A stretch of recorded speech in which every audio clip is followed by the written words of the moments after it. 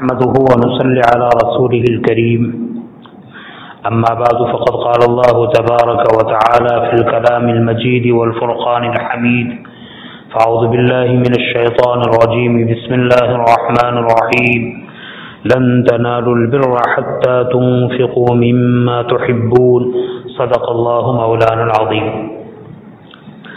میرے محترم بھائیوں، دوستوں اور بزرگوں، قربانی کے ایام بالکل قریب ہیں۔ اسی سلسلے میں چند باتیں عرض کرنی ہے۔ قربانی کن پر واجب ہے اور جن پر واجب نہیں ہے وہ کیا کریں؟ قربانی کے وجوب کے لیے شریعت اسلام نے چند شرطیں رکھی ہیں۔ ہر عبادت کے لیے پہلی شرط ہے مسلمان ہونا، لہذا قربانی صحیح ہونے کے لیے آدمی کا مسلمان ہونا ضروری ہے۔ دوسرے نمبر پر قربانی کے سلسلے میں آزاد ہونا، کوئی غلام ہے تو غلام پر قربانی واجب نہیں ہے۔ تیسرے نمبر پر بالغ ہونا، نابالغ ہیں، کتنا بڑا مالدار ہے لیکن اس پر قربانی واجب نہیں ہے۔ چوتھے نمبر پر مقیم ہونا، لہذا شرعی اعتبار سے جو مسافر ہیں ان مسافر پر قربانی واجب نہیں۔ ہاں، کوئی مسافر سفر کر کے کسی جگہ آئے اور عید الاضحیٰ کے دن میں 15 دن یا اس سے زیادہ کہیں ٹھہرنے کی نیت کرے، وہ مقیم ہے، اس پر قربانی واجب ہے۔ اور پانچویں نمبر پر مالدار ہونا، جس آدمی کے پاس اتنا روپیہ پیسہ ہو جو اس کی سال بھر کی ضرورت سے زائد ہو اور اس پیسے سے، اس روپیے سے وہ 52.5 تولہ چاندی خرید سکے، اس کے اور اس کے ماتحتوں کے سال بھر کے خرچ کے نکالنے کے بعد اگر کسی کے پاس زائد اتنے پیسے ہیں تو اس پر قربانی واجب ہے۔ زکوٰۃ کا مسئلہ اور قربانی کا مسئلہ تھوڑا فرق رکھتا ہے۔ سونے چاندی پر زکوٰۃ آتی ہے، مال تجارت پر زکوٰۃ آتی ہے، مویشی پر زکوٰۃ آتی ہے۔ وہ زکوٰۃ کا مال جس پر زکوٰۃ آتی ہے وہ مال بڑھنے والا ہو، چاہے سونے چاندی کی شکل میں ہو، چاہے تجارت کے اعتبار سے بڑھتا ہو، چاہے مویشی ہو، دوالق تناسل کے اعتبار سے بڑھتا ہو۔ لیکن صدقۃ الفطر اور قربانی کے واجب ہونے کے لیے یہ ساری شرطیں نہیں ہیں۔ 1 سال کا پورا ہونا ضروری نہیں ہے۔ مثال کے طور پر کسی آدمی کے پاس 2 مکان ہے، ایک مکان میں وہ خود رہتا ہے اور دوسرا مکان ضرورت سے زائد ایسے ہی اس کے پاس ہے اور اس کی قیمت نصاب کی مقدار پہنچ جاتی ہے، تو اس آدمی پر قربانی اور صدقۃ الفطر واجب ہے۔ ہمارے بہت سارے بھائی اور ہماری بہت ساری دینی بہنیں حقیقت میں جن پر قربانی واجب ہو جاتی ہے لیکن مسائل کے معلوم نہ ہونے کی وجہ سے وہ یہ سمجھتے ہیں کہ ہم پر قربانی واجب نہیں، اور بیچارے ہر سال اس واجب کو ادا کرنے سے محروم رہتے ہیں۔ ان کو چاہیے اپنے اپنے محلے کے علماء سے، مفتیان کرام سے رجوع کرے اور بتلائے کہ ہمارے پاس اتنا مال ہے، اتنا قرض ہے، اتنا لینا ہے، اتنا دینا ہے، کیا اس پر ہمارے اوپر زکوٰۃ واجب ہوگی یا نہیں؟ خاص طور پر ہماری ماں بہنیں شادی کر کے اپنے گھر سے اپنے شوہر کے گھر پر آتی ہے، شادی کے موقع پر اپنے گھر والوں کی طرف سے اور شوہر کے گھر والوں کی طرف سے اس کو بہت کچھ سامان ملا ہے، سونا چاندی نہیں، سامان ہے، اور وہ سامان ایسا ہے، مثلا کپڑے ہیں، برتن ہیں، کباڑ ہیں، کرسی ہیں، ٹیبل ہے، صوفہ سیٹ ہے، اور سال بھر تک وہ استعمال میں نہیں آتا، साल भर तक इस्तेमाल नहीं होता। तो अगर ये सारी चीज़ें चाहे कपड़े की शक्ल में हो, चाहे जेवरात की शक्ल में हो, चाहे जूते चप्पल की शक्ल में हो, चाहे फर्नीचर की शक्ल में हो, चाहे बर्तन की शक्ल में हो, अगर साल भर वो इस्तेमाल नहीं होता है, ऐसा ही पड़ा हुआ है और ये 52.5 तोला चांदी की कीमत की मिकदार को पहुंच जाता है, तो इस औरत पर कुर्बानी वाजिब है। लिहाजा जरा देख लिया करें, मालूम कर लिया करें कि भाई हमारे ऊपर कुर्बानी वाजिब तो नहीं है। जिन हजरात पर कुर्बानी वाजिब है वो एहतिमाम से कुर्बानी करें। अब कुर्बानी में क्या करना चाहिए? देखो, अल्लाह ने जिसको माल दिया है वो अगर बड़े जानवर में जैसे भैंस है और इसी तरीके से ऊंट है, ऐसे कोई जानवर में जिसमें आजकल सरकार की तरफ से ममानत भी नहीं है एहतियात के तौर पर, तो ऐसे जानवर में अगर अपना एक हिस्सा रखेगा तो वाजिब कुर्बानी अदा हो जाएगी। लेकिन मुसलमानों, मेरे भाइयों, इबादत को इस तरीके से नहीं अदा करना चाहिए कि हमारे सर पर बोझ था वो उतर गया। नहीं, इस तरीके से अदा करना चाहिए कि इस इबादत को करके हमें अल्लाह का कुर्ब हासिल हो, अल्लाह से ताल्लुक हो, अल्लाह की रहमत हमारी तरफ मुतवज्जह हो। बोझ उठाना मकसूद नहीं है।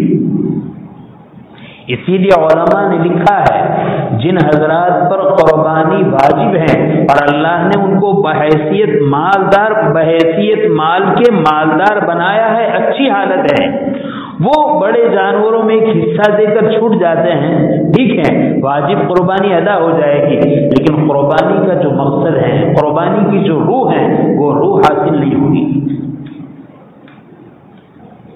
लन तनालुल बिर्र हत्ता तुनफिकू मिम्मा तुहिब्बून, कुरान करीम कहता है तुम भलाई को नहीं पा सकते, नेकी को नहीं पा सकते, खैर को नहीं पा सकते। लन तनालुल बिर्र हत्ता तुनफिकू मा तुहिब्बून, तुम्हें जो माल बेइंतहा पसंदीदा है, तुम्हें जो दौलत बेइंतहा पसंदीदा है, उसमें से कुछ खर्च न करो। यहाँ उलमा ने लिखा है बड़े जानवर में एक हिस्सा दे दिया, तुम्हारी वाजिब कुर्बानी अदा हो गई। लेकिन कुर्बत खुदाबंदी, अल्लाह ताला का तकर्रुब, अल्लाह ताला की नजदीकी और हर काम में अपने नफ्स को दबाकर अल्लाह की मानने का जज्बा, ये चीज हासिल नहीं होगी। इस चीज को हासिल करने के लिए, कुर्बानी के असल मकसद को पाने के लिए, कुर्बानी की असल रूह को पाने के लिए इंसान के लिए जरूरी है, उसके लिए मुस्तहब है कि बजाय बड़े जानवर में एक हिस्सा रखने के, हर आदमी अपनी तरफ से एक बकरी, एक बकरा, एक दुम्बा, एक भेड़ अदा करे। ये असल है।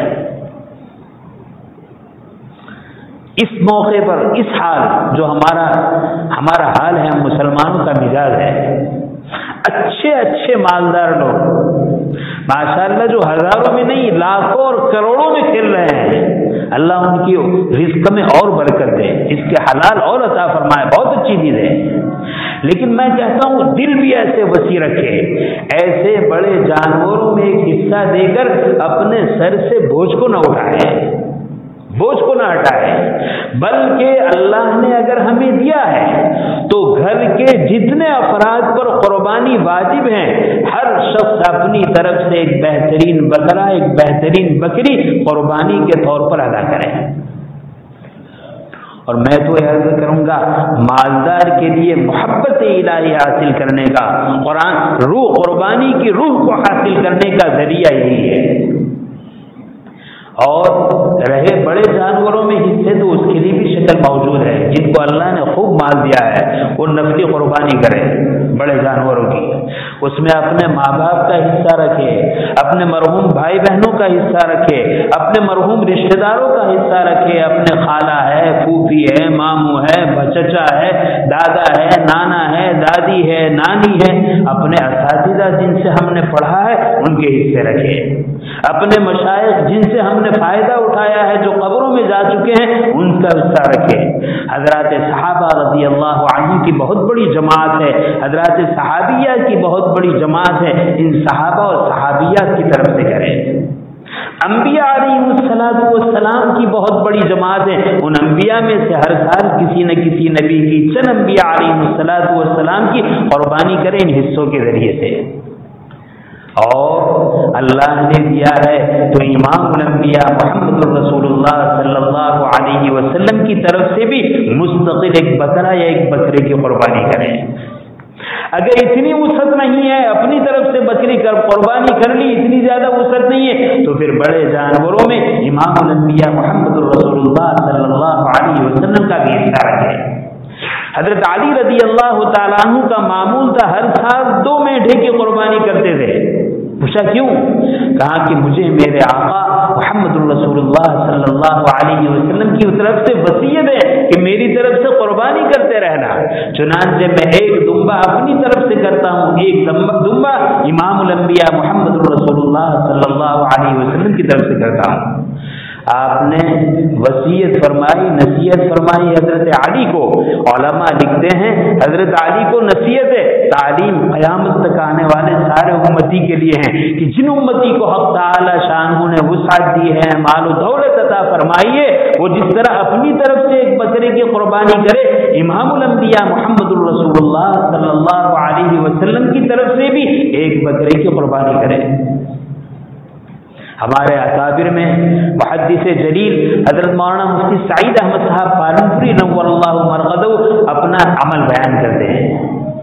کہا کہ میں عید کے موقع پر 2 بہترین بکرے خریدتا ہوں، ایک بکرا اپنے واجب قربانی کی طرف سے اور ایک بکرا سید الکونین محمد الرسول اللہ صلی اللہ علیہ وسلم کی طرف سے۔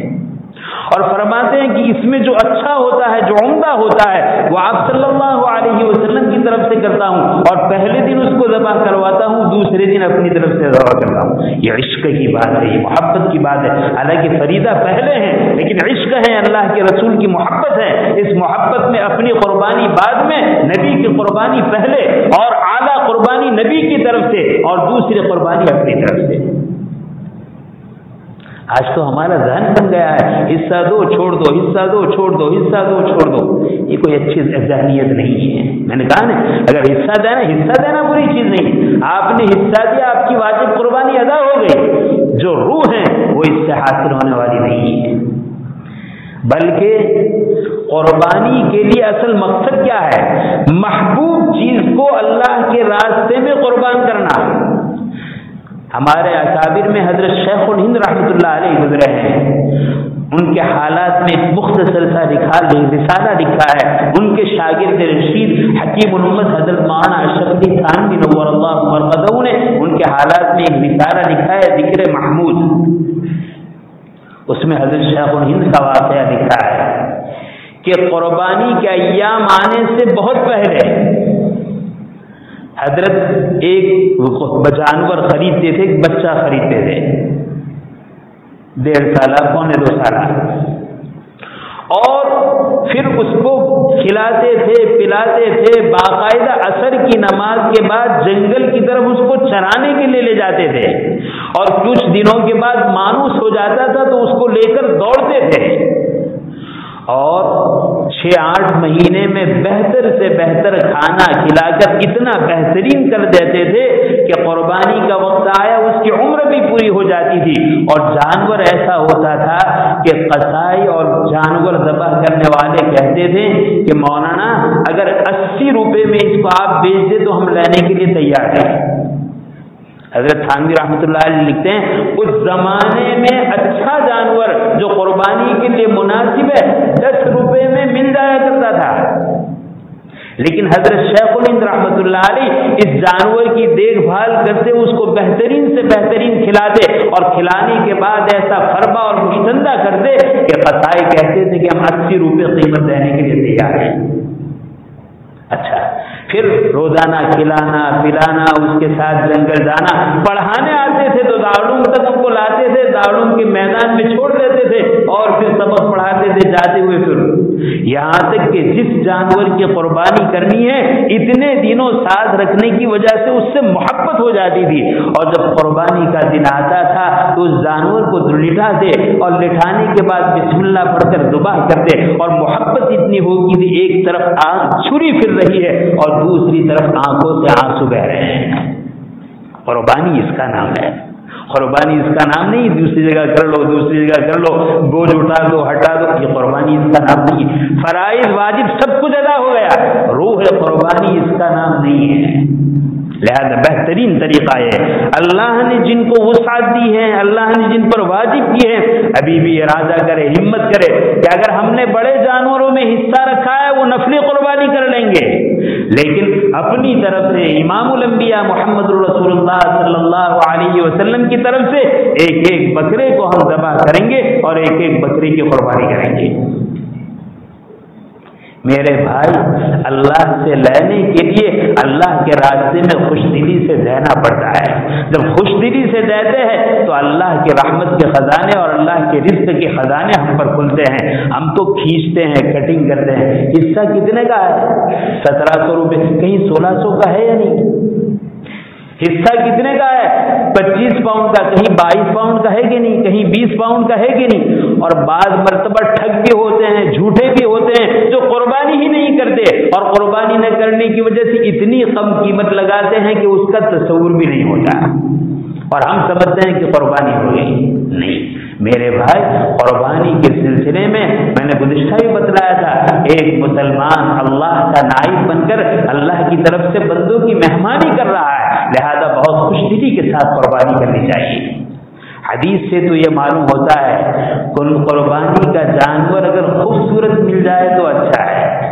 دیکھو، بہت زیادہ خوبصورتی پر پیسے خرچ نہیں کرنا ہے، یہ مزاج نہیں ہے۔ خوبصورت مل جائے بہت اچھا ہے۔ کیسا ملنا چاہیے؟ ماشاءاللہ فربا بہت زیادہ گوشت والا ملنا چاہیے، اور بہت زیادہ گوشت والا ہو، خوبصورت بھی ہے اور ساتھ میں اگر خصی بھی ہے، واہ بھائی واہ، کیا کہنا۔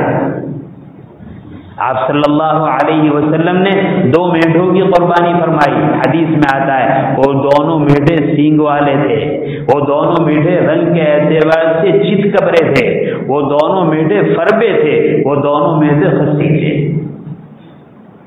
آدمی ایسی چیز اللہ کے راستے میں دے جو دینے کے بعد دیکھی جاتی ہے کتنی بہترین ہے، کتنی بڑھیا ہے۔ ہمارا تو حال یہ ہوتا ہے بعض مرتبہ کہ ایسا جانور ہوتا ہے کہ 1 لاکھ مارے 2 گنا ٹھاک، قرب حاصل ہو گیا، اللہ کی نزدیکی، اس سے اللہ کی نزدیکی حاصل ہوگی؟ نہیں میرے بھائی، بڑی خوش دلی کے ساتھ، بڑے بشاشت کے ساتھ اس کو ادا کرنا ہے۔ اور ہمارے عام و مسلمان مال و دولت کے اعتبار سے جن پر قربانی واجب نہیں ہے، لیکن وہ بھی چاہتے ہیں کہ اس سعادت کو حاصل کریں، اس فضیلت کو حاصل کریں، کتنا بڑا ثواب۔ جس آدمی نے ایک بکرا ذبح کیا، ایک دمبا گھیٹا ذبح کیا، اس کی کھال پر جتنے بال ہے ہر بال کے بدلے ہم تعالی شان کو ایک نیکی عطا فرمائیں گے۔ ذرا سوچو تو صحیح کہ جانور کے، بکرے کے کھال پر کتنے بال ہوتے ہیں اور اون پر کتنے بال ہوتے ہیں، گھیٹے وغیرہ اور دمبے وغیرہ پر، ایک ایک بال کے بدلے میں ایک ایک نیکی۔ اور روایتوں میں آتا ہے آدمی قربانی کرتا ہے، قربانی کے لیے چھری کو حلق پر چلاتا ہے، ایک قطرہ، پہلا قطرہ زمین پر گرنے سے پہلے اللہ تعالیٰ اس کی مغفرت فرما دیتے ہیں، اس کے گناہوں کو معاف فرما دیتے ہیں۔ لہذا میرے بھائی، اگر وہ حضرات جن کے اوپر قربانی واجب نہیں ہے لیکن ان کے لیے 1700 1800 2000 روپے نکالنا مشکل نہیں ہے، وہ ان بڑے جانوروں میں اس طریقے سے بھینس میں حصہ لگا دے، کٹرے میں حصہ لگا دے، اور لگانے کے بعد اس فضیلت کو حاصل کرے۔ دیکھو ہمارا فرق کیا ہے، ہم مالدار ہیں، ہم امیر ہیں اور بڑا حصہ دے کر چھوٹ جاتے ہیں، تو بیچارے دوسرے مسلمان تو سوچیں گے یہ کیا ہے۔ نہیں، میں نے کہا نا، آپ کی واجب قربانی بڑے جانور سے ادا ہو گئی، کوئی شک و شبہ نہیں، لیکن قربانی کی روح اس سے حاصل ہونے والی نہیں ہے۔ اور کیا روح حاصل ہوگی؟ وہ جانور ہمارے سامنے نہیں ہے، ہم نے اس کو پانی نہیں پلایا ہے، ہم نے ان کو چارہ نہیں کھلایا ہے، ہم نے اس کی پشت پر ہاتھ نہیں پھیرا ہے، ہم نے اس سے محبت نہیں کی ہے، وہ جانور میلوں دور کٹے، ہمیں کیا ہے؟ اس لیے میرے بھائی دیکھو ایک بات یاد رکھو، اللہ کا فضل ہے کہ اس دور میں ہم بکرے اور گھیٹے اور دمبے کی قربانی بہت آسانی سے کر سکتے ہیں۔ میں اہل مال سے کہوں گا اس موقع کا فائدہ اٹھاؤ، خدا نہ کرے کہیں سرزمین پر ایسے حالات آئے کہ مسلمان بکرے کی قربانی کرنا چاہے اور نہ کر سکے۔ اللہ نے جس نیکی کے کرنے کا موقع عطا فرمایا ہے اس نیکی کو کر لو، اس سے پہلے کہ اس کی ناقدری سے اس نیکی کے کرنے سے ہم عاجز ہو جائیں، محروم ہو جائیں، اس سے پہلے اس نیکی کو ادا کرو۔